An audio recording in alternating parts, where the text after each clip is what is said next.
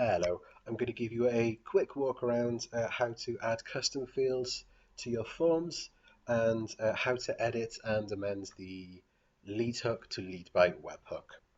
So we'll use this example decision tree I've made here. It's a nice simple one, so it shouldn't look too confusing.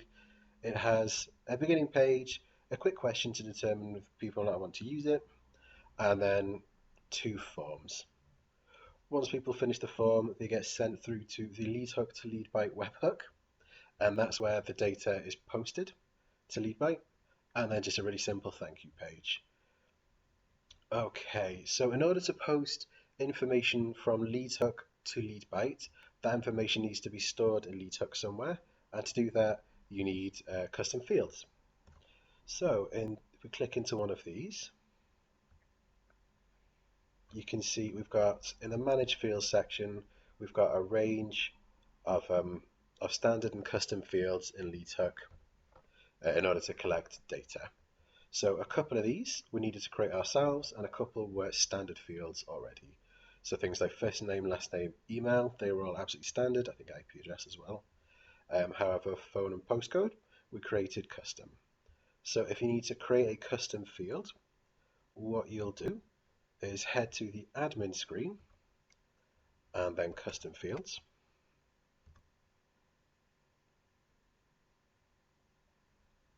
Here we are. And then because we're creating on a form, we'll add it here on the form section and add. So you can see I've got a few custom fields we created here.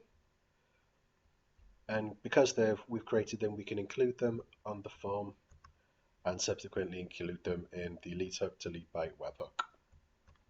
So we've got our custom fields all set up, which means they're collecting data. Let's have a quick look at the webhook itself. Expand this down a little bit. There we go. Okay, so a really quick rundown of the information you can see here. The method LeadByte needs it to be a post. The request URL is the URL you see before the body on your integration guide, so everything before this curly quote. And then the actual body of the post is everything else. So all I did to create this is I copied my integration guide example post, and then I just rewrote some of these tags using LeadsHook add field. Okay, so as a nice example, say I didn't have the email tag populated, I had an example, and I need to make sure that was going to pull from my form and send whatever the client put in, and I need to send that through to LeadByte. So I've highlighted the right section. I want to go to add fields, and it's the email section. So if you can't see it along this bar, you can just type in the top here. There we go, email. Perfect. So now we've got all our tags populated. You can use test request.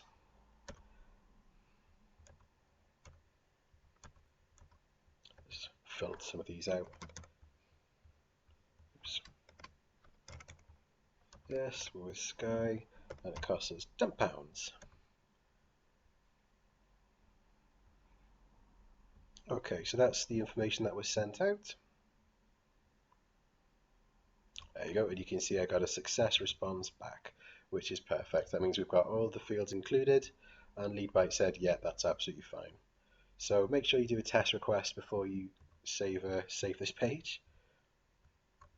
Okay, so say you've got all this sort of stuff set up, and you're wondering why your leads aren't coming through to LeadByte. The first place to check would be the lead screen. Have a look on here.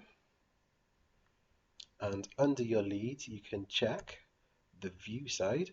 And here is where it will show you all the information your lead or your client has put in into the actual form or your decision tree.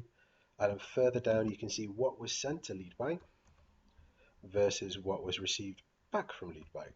Here we go. So it's nice and easy at a glance to check what's going wrong or what's missing, or maybe what LeadByte is saying you're struggling with. Of course, you can always check on your lead screen in your account itself.